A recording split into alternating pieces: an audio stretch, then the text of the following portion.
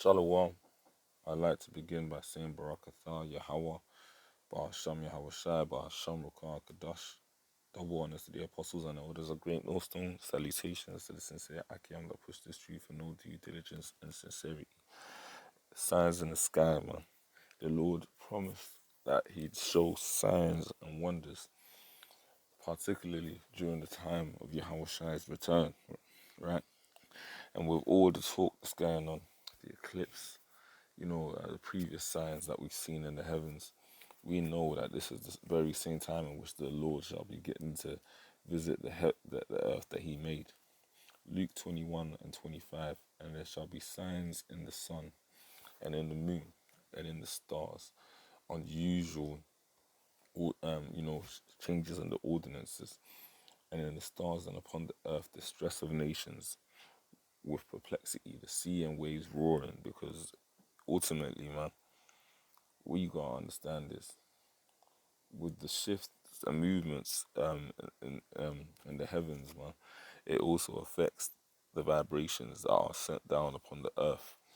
And ultimately, the Lord Yahweh Shai return onto the earth, man, is going to shift things, man, significantly.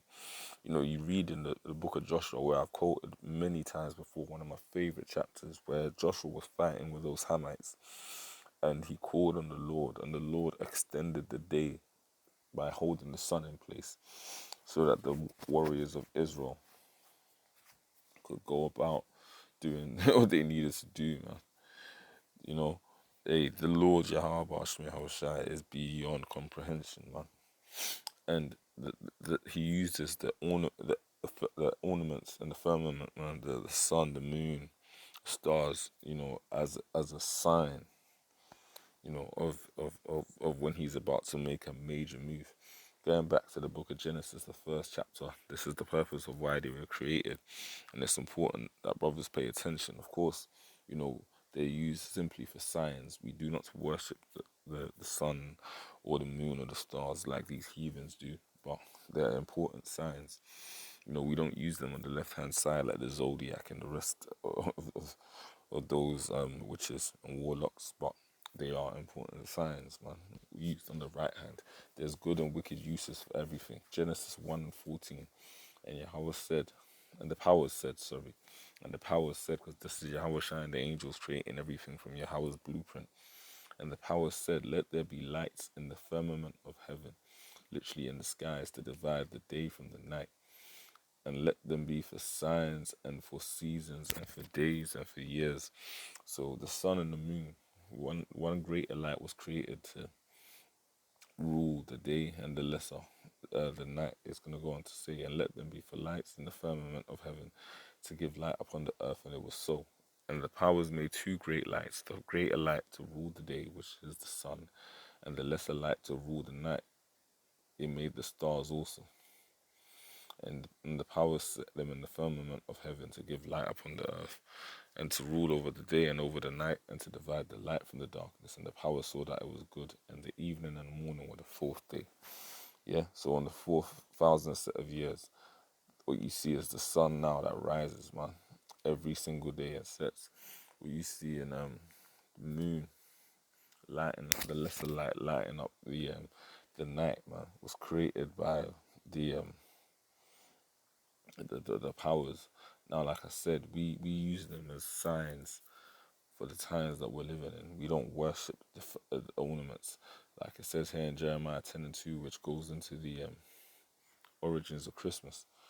But you can apply also in this particular lesson. Jeremiah 10 and 2, thus saith the Lord Yahweh, learn not the way of the heathen. Why? And be not dismayed at the signs of heaven, because the heathen are dismayed at the signs of heaven. They look at the sun and they get fearful, thinking that the sun is an actual living ornament that they need to pay reverence to. For the heathen are dismayed at them. You had the mystery religion of Babylon, where Semiramis basically deified herself as the moon goddess, and deified Nimrod as the sun, man, and had people believe that his spirit was in the sun, and it would attack them if they didn't pay homage to him and Tammuz by putting presents underneath those trees, man. You know, around his birthday, because it's all wickedness, man.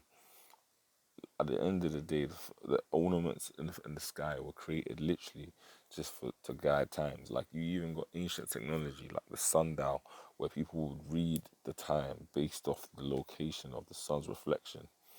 Yeah, um, you know, against ornaments that they would build. You know, the sun can actually be used to tell the time depending on this location in the sky and this reflection of your shadow. Like, there's deep elements to this. The Aztecs, man, the Aztecas, who are Israelites as well, were masters at predicting the times through the stars, man. But that gift is not given unto everyone. But guess what, man? It's ultimately the ability of reading the times, man. One of the major skills, if you will, that were given unto the tribes of Israel. Anyway, Joel 2:30. This is the Lord's words, right, through Joel. And I will show wonders in the heavens and in the earth, blood and fire and pillars of smoke, coming up to the days of the Lord. The sun shall be turned into darkness and the moon into blood before the great and terrible day of the Lord Yahweh come. Yeah, the sun shall be turned into darkness and the moon into blood. So basically, the Lord's gonna darken the skies, man, in one way or another. Esau Eden will try and give you his scientific explanation about, however the Lord does it. Esau Eden will try to give you a scientific Edomite type answer, but the Lord is gonna make it happen. Why? Because He's written it, man. It's been prophesied, and the Lord is not a man that He should lie. You go into scriptures like Psalms the 19th chapter and the first verse, and it reads, a psalm of David, right? The heavens declare the glory of Yahweh, and the firmament showeth his handiwork. Because think about it, we have a power that created a light so bright as the sun that you can't even bear to look at it, man. Otherwise your eyes will get destroyed. He created the stars, man. Think about how many millions of stars there are in the universe, and we worship a power that gave the blueprint to create those, man. You know, the sun is a eternally burning ball of energy, man. You know, and it rises and sets every single day. The moon is also an eternal ball of energy. It's a lesser light, but nonetheless, the Heavenly Father created it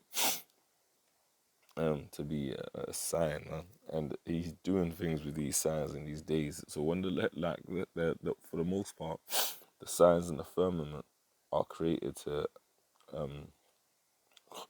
have a consistent purpose, if you will. And the fact that ultimately, man, so, and the fact that ultimately they keep changing, man, and the way that they're operating shows you that the Lord is about to do something upon the face of the planet Earth, man. Because, man, so much is happening, so much prophecy is being fulfilled on a day-to-day basis. You gotta understand that when the Lord comes, there will be no excuse, because the Lord gave every single sign possible. Matthew 24:29. Immediately after the tribulation of those days shall the sun be darkened. Look at that again. And the moon shall not give her light, and the stars shall fall from heaven, and the powers of heaven shall be shaken. These are the words of Yahweh Shai, man. And then shall appear the sign of the Son of Man in heaven, the chariot, man, the father ship and the other shuttle ships. And then shall all the tribes of the earth mourn, and they shall see the Son of Man coming in the clouds of heaven, chariots with power and great glory.